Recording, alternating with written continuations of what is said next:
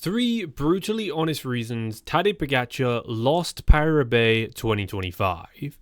Section 1. Tadej takes a tumble. The crash heard round the cycling world. Paris-Roubaix 2025 was supposed to be the coronation. A solo victory on the velodrome, arms aloft, Roubaix dust etched into his pores like war paint. But instead, fans were left with jaws unhinged as the Slovenian golden boy, Tadej Pogačar, found himself sprawled on the unforgiving cobbles of Sector 9 like a tourist who mistook pavé for pavement. Let's be honest, Tadej crashed, not a polite slow-speed tip-over you can recover from with a sheepish wave to the camera, but a pretty bad one. No, this was a high-speed, corner misjudging, morale-shattering wipeout that forced him to ditch his bike and remount. And in the cobbled chaos of Roubaix, that's like voluntary running with a brick in your back pocket. So what happened? According to post-race interviews, even Tadej didn't know. Quote, "I went too fast, I guess," he said, while trying not to look like a man who had just watched his monument dreams evaporate in a puff of dust. Quote, "I know this race very well, but sometimes you misjudge, and I don't know, I just slipped, and it happened." That's about as raw and honest as it gets, but let's dig deeper. Sector 9 is notoriously tricky. Tight corners, loose stones, and fans screaming like it's a rock concert, not a cobbled march. Reports suggest that he hit the corner too hot, trying to chase down a surging Mathieu van der Poel. The irony? He might not have needed to. The bike swap that followed was efficient, of course it was. UAE Team Emirates doesn't mess around, but it still cost him precious seconds. In a race where gaps can balloon in the blink of an eye, that was all Van der Poel needed to unleash his inner lion. It was also a psychological blow. The aura of invincibility cracked. Once Tadej was on a new bike, the legs were willing, but the monument, well, let's just say the magic and the monument had gone. The crash didn't just hurt his chances, it reminded us that even the cycling demigods occasionally trip over their own ambitions. Section 2. Tactical meltdown. Too many attacks, too little patience. Let's talk tactics, or in this case, the kamikaze style of nuclear warfare disguised as strategy. Pogačar attacked, again and again and again.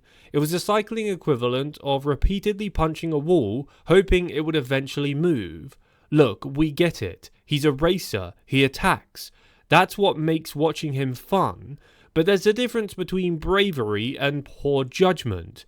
Van der Poel made a couple of lethal moves. Tadej made 10 impressive but energy-sapping ones. According to UAE insiders, and let's face it, some lip-reading on TV footage, the plan wasn't to light the race on fire in the first 80k's. But something about Van der Poel rolling up alongside him just triggers Tadej like a sibling rivalry gone toxic. Quote, "He attacked me first, so I had to respond," Tadej allegedly told a Slovenian outlet post-race. "And then I thought, why not go again?"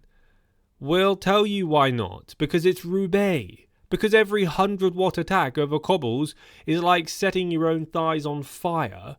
Because pacing, while not sexy, is often the key to survival. The end result? By the time he hit the Carrefour de Elbre, the lights were on, but nobody was home. His power numbers dropped, his cadence got choppy, and Van der Poel looked like he was playing a different sport altogether. Section 3. A mind game lost when confidence becomes fragility. It wasn't just the crash, guys. It wasn't just the attacks. It was a creeping realization that nothing he could do would drop Mathieu van der Poel. This was supposed to be the rematch of legends. After his triumph at Flanders, Pogačar had the psychological edge, or so we thought. But the problem with having your KOMs plastered all over Strava a week before the race is this. They come with expectations, sky-high, Slovenian-flavoured expectations. Fans thought he'd ride away. Commentators had scripts pre-written about dominance and changing of the guard. Instead, Van der Poel clung to him like a shadow, and the longer he held on, the more Pogačar's expression turned from confidence to concerned and then catastrophic. Quote, "When I dropped everyone except him, I thought, here we go again." Pogačar reportedly muttered after the race, quote, "But he wouldn't go away. It was like trying to get rid of chewing gum on your shoe." By the time he misjudged the corner and kissed the cobbles, it wasn't just his bike that needed a replacement. His mental game was in tatters, and let's be honest, chasing Van der Poel solo after a crash in headwind with the camera zoomed in, that's the stuff of therapy sessions. Section 4. The team factor, not built for the battlefield.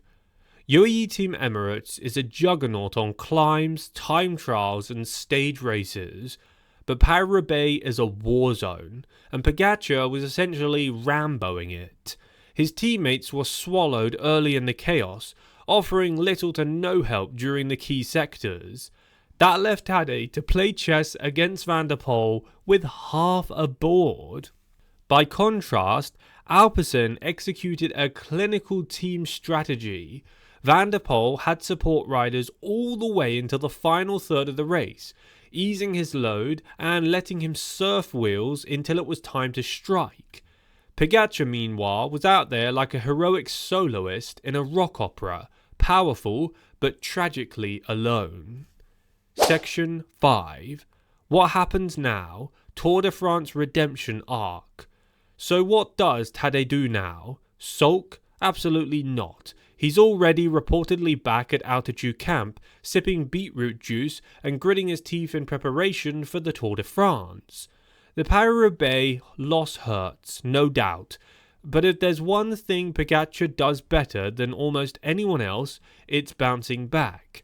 He's like cycling's version of a Marvel character. Kill him in Act 2, and he comes back in Act 3 wearing yellow. Quote, "Paris-Roubaix was brutal, but I'm not broken," he said. "I'll be back, and I'll be faster." Whether or not that's true, one thing is certain. He'll be more calculated, more measured, and maybe, just maybe, less eager to turn every race into a fireworks display.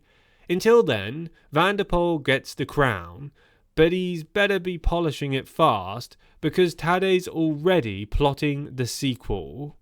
What do you guys think about this race? Are there any more reasons you feel I have left out in this video? Feel free to comment them down below in the comment section and let me know why that is. Also, before you go, consider liking this video and subscribing to the channel if this is your first time here. I upload new videos every single day, the latest cycling news, the latest cycling drama, and of course the latest cycling results. Thanks guys, and I'll catch you in the next one.